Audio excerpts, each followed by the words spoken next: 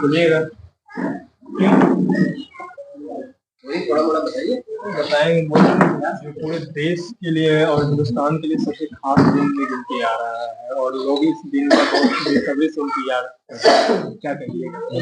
उस दिन हमारा राम 500 वर्षों के बाद आ रहे हैं।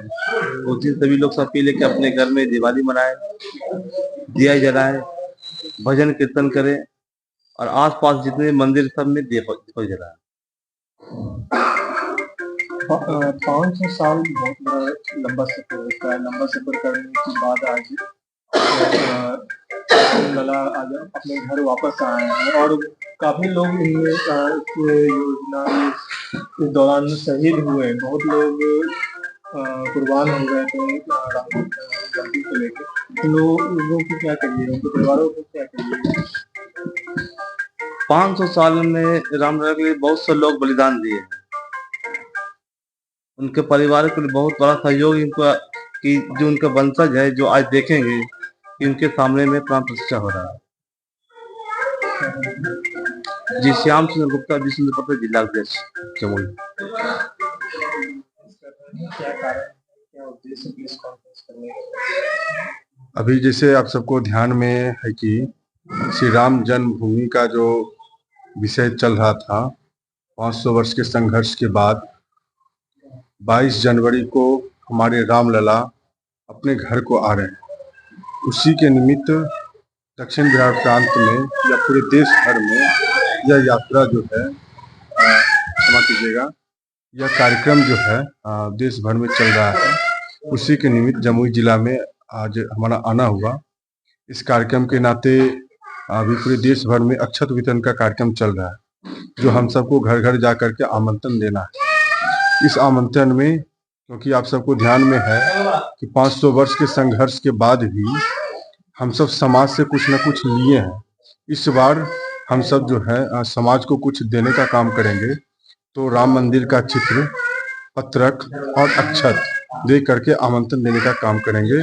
और 22 जनवरी को पूरे हिंदू समाज से आह्वान किया गया, पूरे देश के 140 करोड़ आबादी से सभी को आह्वान किया गया है कि आप 22 जनवरी को प्राण प्रतिष्ठा का जो कार्यक्रम है उसमें जो है आप दीपावली मनाइए और अपने मंदिर, अपने मोहल्ले में जितने भी मंदिर हैं वो मंदिर आधारित कार्यक्रम आप कीजिए। अयोध्या जाने का भी निमंत्रण? हाँ, अयोध्या जाने का निमंत्रण समाज को दिया जा रहा है कि जब 22 जनवरी को प्राण प्रतिष्ठा होने के बाद 24 जनवरी से 100 परिवार आप सभी जा सकते हैं अयोध्या।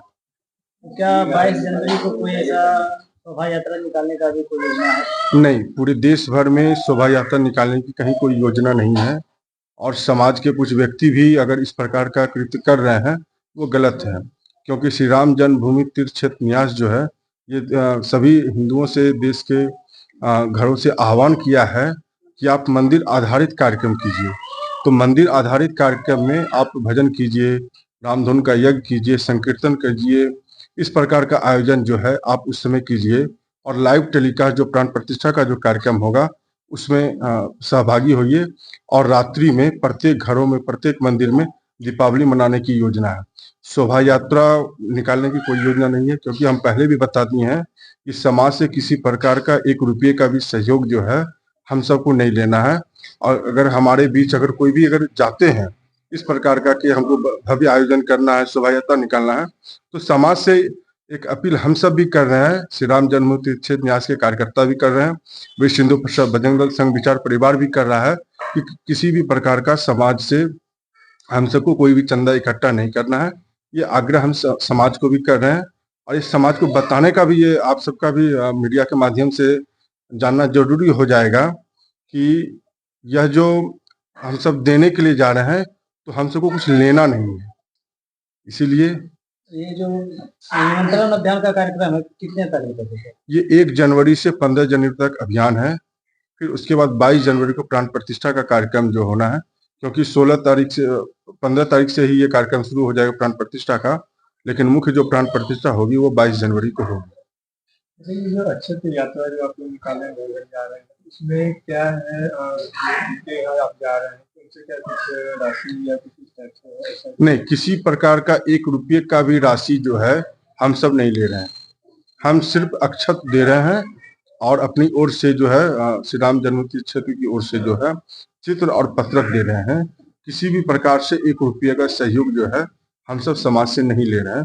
अगर कोई देते भी हैं तो हम उनको मना करते हैं कि ये हम लेने के लिए नहीं आए हैं, आपको देने के लिए आए हैं। कभी कभार कुछ लोग ऐसे होते हैं जो नाम को दिवाने के लिए राशि का डिमांड करते हैं और डोनेट कुछ लोग भी करते हैं, तो ऐसे लोगों को क्या कहिएगा? देखिए, हमारा एक ही कहना है कि समाज को इससे थोड़ा जागृत होना पड़ेगा।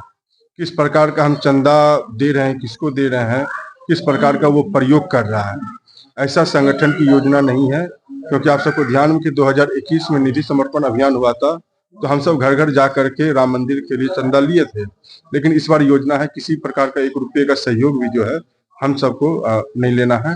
कुछ जगह रसीद भी छपवाने का बात हमारे ध्यान में आया है, तो समाज से आग्रह है इसका बहिष्कार कीजिए और ऐसे कृत्य करने वाले को अब उसको जो है दंड देने का, अब समाज खुद दंड देगा, ऐसा करना है हम सबको।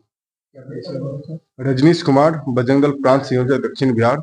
और इस अक्षत वितरण का जो कार्यक्रम है उसके भी प्रांत के प्रमुख के नाते प्रवास चलता है। अंत में पूरे राम भक्तों को क्या संदेश देना चाहेंगे?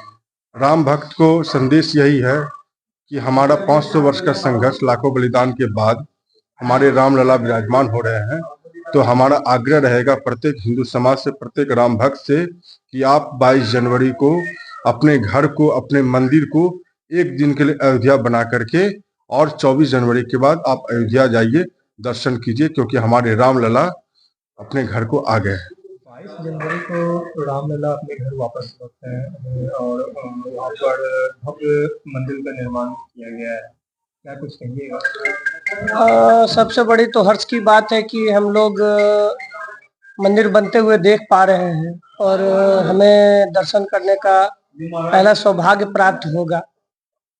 और इस खुशी की अवसर पे हम क्या कह सकते हैं, 2021 में हम लोग समर्पण लेने हर घर गए थे और 2024 में सभी को निमंत्रण देने भी आए हैं।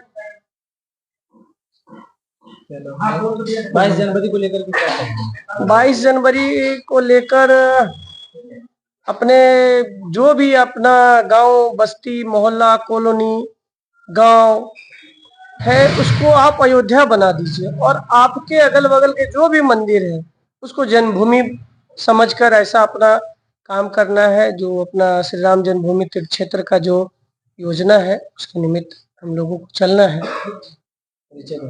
ये कुंदन कुमार, बजरंग दल विभाग सह संयोजक और श्री राम जन्मभूमि अक्षत कलश अभियान के निमित्त जिला संयोजक।